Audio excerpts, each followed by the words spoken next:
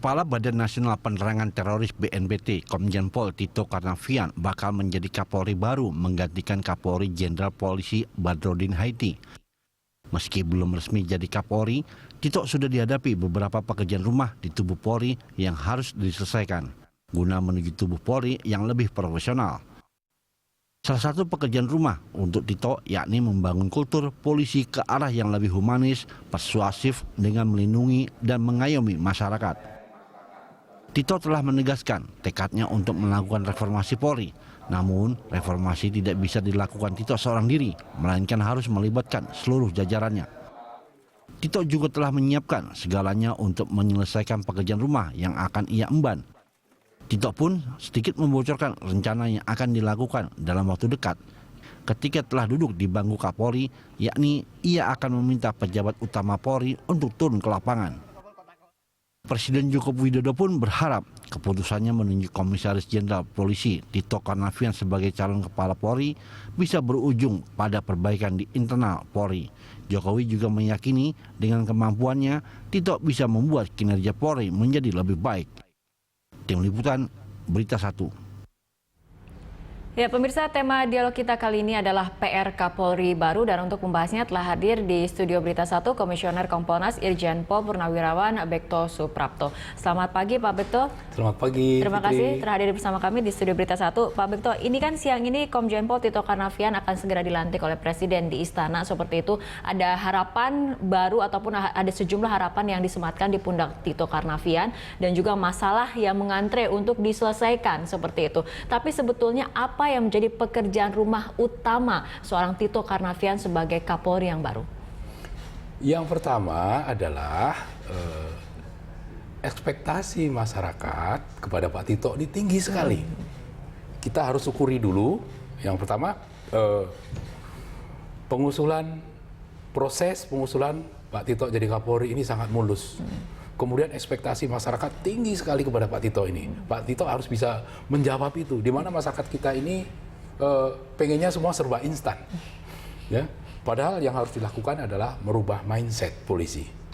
Mindset polisi yang biasanya kita sebut sebagai, saya menyebutnya sebagai police force, ini diganti menjadi police services. Dan ini tidak mudah tentunya, tapi saya yakin bahwa Pak Tito akan sangat mampu menjawabnya. Oke, kita lihat dari seorang Tito Karnavian sendiri yang lulusan Akabri 87, ini artinya kan melompati sejumlah angkatan, seperti itu ada 5 angkatan. Apakah kemudian nantinya untuk mensolidkan internal polisi sendiri akan menjadi tantangan karena kita lihat adanya senioritas mungkin di tubuh Polri seperti itu, Pak Bekto? Saya mungkin perlu ulang lagi kaitannya dengan senioritas. Senioritas dibagi 2. Yaitu senioritas berdasarkan ketentuan dan senioritas berdasarkan culture. Senioritas berdasarkan ketentuan, siapapun diangkat jadi Kapolri, itu adalah yang paling senior. Pangkatnya paling tinggi. Pak Tito begitu diangkat, tentu nanti Presiden akan menaikkan pangkat menjadi Jenderal bintang 4. Artinya Pak Tito tidak akan menemui masalah ketika memang harus mengsolidkan internal polisi sendiri seperti itu? Saya pikir akan cepat diatasi. Begitu diangkat jadi Kapolri, dia adalah paling senior. Kalau cultural, ya, ini masalah kebudayaan. Meskipun dia Kapolri, dia akan memanggil senior-seniornya, culture tadi, dia dengan panggilan abang, panggilan mas, tetap menghormat. Mau tidak mau, semua harus ikuti perintah Kapolri Tito Karnavian. Artinya ketika kemudian Tito bisa menjawab tantangan untuk mensolidkan internal Polri, artinya adalah mengenai reformasi Polri tentunya juga akan menjadi lebih mulus seperti itu untuk melaksanakannya? Saya mengharapkan demikian. Ya, saya mengharapkan demikian. Kemudian kita semua tahu bagaimana kiprah Pak Tito. Mulai dari sekolah SMA seperti apa, dia di Akabri seperti apa, kemudian perjalanan karier seperti apa. Saya yakin mampu dan memang butuh seorang Tito Karnavian. Kalau di Skotlandia kita kenal sama Robert Peel yang membangun kepolisian modern Skotlandia. Ya, kalau di NYPD kita kenal O.W. Wilson. Pak Tito diharapkan juga seperti itu, dan dia akan mampu. Ya, karena reformasi di tubuh Polri ini juga menjadi harapan tinggi ketika kemudian memang hubungan Polri dengan juga publik ini diharapkan bisa diperbaiki, karena kita ketahui bagaimana tingkat trust, tingkat kepercayaan publik terhadap institusi kepolisian ini nampaknya relatif rendah seperti itu, Pak Bekto. Mudah sekali sebenarnya rumusnya. Ya, yang pertama, Yang menilai, yang paling berhak menilai polisi bekerja itu siapa? Masyarakat yang dilayaninya. Jadi yang paling indikator berhak. utamanya lihatlah kepuasan masyarakat seperti itu ya. Problemnya Seharusnya. adalah ada sebagian polisi menyadari bahwa rapornya seperti apa. Tapi ada yang menganggap bahwa polisi baik-baik saja, bagus-bagus saja. Ini Pak Tito harus bisa meningkatkan kesadaran bagaimana masyarakat menilai polisi. Jadi itu sangat bagus. Kaitannya dengan trust. Trust itu rumusnya mudah. Apabila polisi melayani masyarakat dengan baik, trust itu nggak perlu tujuan.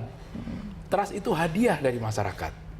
Ya, trust itu bukan tujuan tapi hadiah. Kalau trust terus-menerus, nanti akan masyarakat semakin yakin.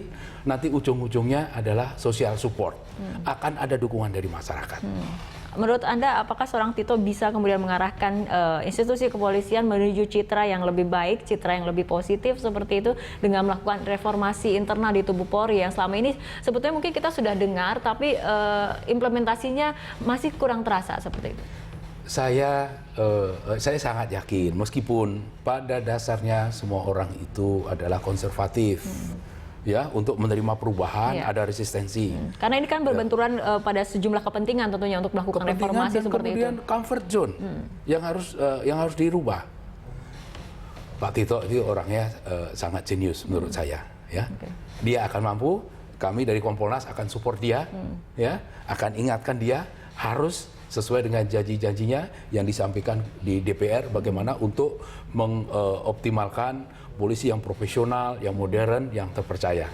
Akan terus kami ingatkan. Ini mengenai isu strategis HAM juga kemudian. Banyak yang menilai ini nampaknya juga harus dimasukkan dalam program yang jelas oleh seorang Kapolri seperti itu. Dalam hal ini adalah Tito Karnavian yang akan segera dilantik oleh Presiden. Ini bagaimana menurut Anda? Hak asasi manusia itu tunduk kepada undang-undang. Ini harus dicatat. Itu deklarasi universal hak asasi manusia PBB tahun 1948. Selama polisi bekerja berdasarkan aturan, selama polisi bekerja berdasarkan undang-undang, tidak akan ada pelanggaran HAM. Kecuali dalam melaksanakan tugas itu, keluar dari undang-undang, tidak sesuai dengan prosedur-prosedur yang sudah ditentukan, itu baru pelanggaran HAM. Jadi tidak perlu takut, tidak perlu ragu-ragu. Ya, kalau perlu sampai harus menembak orang. Tidak perlu ragu-ragu selama itu sesuai dengan aturan undang-undang. Ya, tidak perlu bukan sesuatu yang harus ditakuti masalah hak asasi manusia itu. Tapi kemudian memang banyak kasus yang nantinya justru ujung-ujungnya pada HAM seperti itu. Artinya pengetahuan ataupun mungkin dari polisinya sendiri harus mengetahui apa batasan-batasan tindakan dan juga wewenang yang memang tidak melanggar HAM seperti itu ya Pak Bekto. Betul sekali. Sudah ada perangkat yang sangat maju dari Polri itu, Peraturan Kapolri nomor 8 tahun 2009. Itu sudah sangat maju. Itu berdasarkan prinsip-prinsip dasar hak asasi manusia PBB bagi penegak hukum. Itu diadopsi sama Polri, Peraturan Kapolri. Masalahnya adalah sebagian besar anggota polisi tidak pernah baca itu. Ini masalah literasi yang sangat kurang orang Indonesia. Bukan hanya polisi saja, tapi orang Indonesia kurang memahami itu. Termasuk penggerak HAM. Sebentar polisi melanggar HAM, polisi melanggar HAM. Bukan itu. Yang menentukan pelanggaran HAM itu adalah pengadilan. Oke, Pak Bekto, tapi kita lihat bagaimana juga citra Polri ini kan sebetulnya kan ini merupakan bagian dari masyarakat sipil seperti itu ya Pak ya, bukan kemudian militer. Tapi kesannya polisi ini diidentikan dengan kemudian militer mungkin karena tindakannya yang kerap represif seperti itu. Ini bagaimana kemudian memperbaiki citra ini juga bahwa polisi ini bagian dari masyarakat sipil yang memang tugasnya adalah mengayomi, melindungi masyarakat sipil seperti itu. Untuk kesan polisi yang militeristik saya jawab begini, dari kesejarahan. Ya, polisi itu lahir bersama proklamasi. Ya, lebih duluan polisi lahir dari tentara. Jadi waktu itu bagaimana pelucutan senjata Jepang yang paling banyak beraksi adalah polisi. Ya, kemudian dibantu dengan TKR dan sebagainya. Itu terbawa terus, kemudian banyak pemberontakan. Jadi polisi senior-senior kami terdahulu itu selalu merasa sama dengan tentara, memerangi dan sebagainya. Satu itu, ya itu sejarah juga harus kita pahami. Apalagi setelah Bung Karno meminta polisi jadi satu dengan TNI tahun 60, itu berlangsung sampai tahun 69. Tahun 1999. Itu waktu yang hampir 40 tahun. Itu pasti sangat berpengaruh. Sehingga banyak sekali polisi yang merasa sama dengan tentara dan sebagainya. Itu problem internal dulu. Kemudian tuntutan zaman, tuntutan perubahan merubah bahwa polisi harus menjadi polisi sipil. Polisi sipil itu harus kita bagi menjadi dua. Polisi sipil adalah civilian police, ya. Itu bagaimana dia yang harus banyak bertindak, semua harus akuntabel, semua harus transparan, dapat dipertanggungjawabkan. Itu civilian police, harus dekat dengan masyarakat. Kemudian polis itu dari sipil itu bukan hanya sipil semata-mata sebagai orang sipil yang bukan militer, tetapi sipil itu maksudnya adalah lebih beradab, civilization. Civilization, Ya, baik. jadi lebih ke arah sana. Baik, Pak Bekto, sebelum kita melanjutkan lagi pembahasan mengenai PR Kapolri baru, kita akan sapa dulu pemirsa Berita Satu yang telah terhubung di ujung telepon dengan Pak Dodi di Pulau Mas. Selamat pagi, Pak Dodi. Selamat pagi. Ya, Pak Dodi, silakan tanggapannya mengenai dialog kita kali ini. Pertama, ini Kapolri kita yang akan dilantik ini itu suatu fenomena yang luar biasa. 5 angkatan dan harus mampu menunjukkan suatu prestasi yang luar biasa pula. Berarti harus mampu manajemen ke dalam, internal, karena ada 5 angkatan yang akan memberikan efek masalah jenjang karir. Itu yang pertama. Kemudian yang kedua, tentu eksternal kepada masyarakat. Harus mampu membawa Polri sebagai pengayom masyarakat yang benar-benar luar biasa pula. Ini menjadi tantangan yang sangat berat dan harus mampu ditunjukkan dalam prestasi yang real yang bisa dirasakan oleh masyarakat.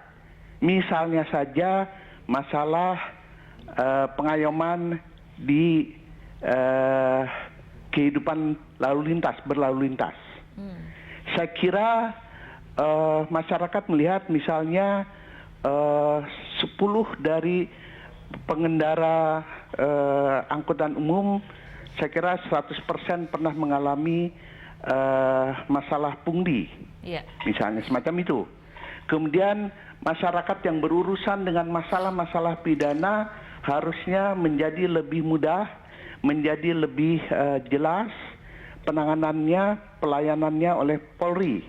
Kemudian masalah-masalah kriminal yang masih beredar di masyarakat itu betul-betul mampu diatasi, paling tidak ada satu prestasi yang lebih daripada yang sebelumnya. Artinya Pak Dodi ini memberikan harapan yang sangat tinggi terhadap Kapolri baru nanti ya, seperti itu ya Pak Dodi. Tentu, karena ini luar biasa ya, pengangkatan Kapolri Pak Tito ini ya, karena kapasitasnya yang luar biasa. Baik Pak Dodi, kami sudah menangkap pendapat Anda dan juga masukan dari Anda. Terima kasih Pak Dodi di Pulau Mas, Jakarta Timur telah berpartisipasi bersama kami. Ya, tadi seperti disinggung di awal pembicaraan kita ya, ini memang banyak sekali harapan ataupun tinggi sekali harapan kepada seorang Tito Karnavian sebagai Kapolri baru, karena dikatakan tadi ini fenomena luar biasa yang diharapkan dampaknya terhadap internal polisi dan juga eksternal terhadap publik juga menjadi luar biasa. Seperti itu ya Pak Bekto, tanggapannya.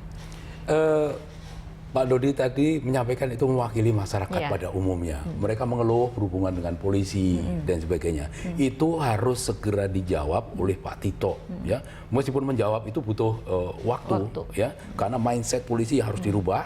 Ini adalah suatu masalah, ya. Ini suatu masalah yang harus segera dipecahkan. Tadi keluhan kaitannya dengan kehidupan berlalu lintas, bagaimana sopir angkot merasakan, bagaimana itu harus dihilangkan. Itu harus dihilangkan. Kemudian yang kedua yang sangat pokok yang sebaiknya nanti dilakukan oleh Pak Tito adalah menghadirkan sebanyak mungkin polisi di lapangan. Ya, saya tadi berangkat ke sini dan sebagainya sebelum jam 6. Nyaris tidak ketemu sama polisi dan sebagainya. Padahal itu adalah waktunya polisi harus hadir di lapangan, ya.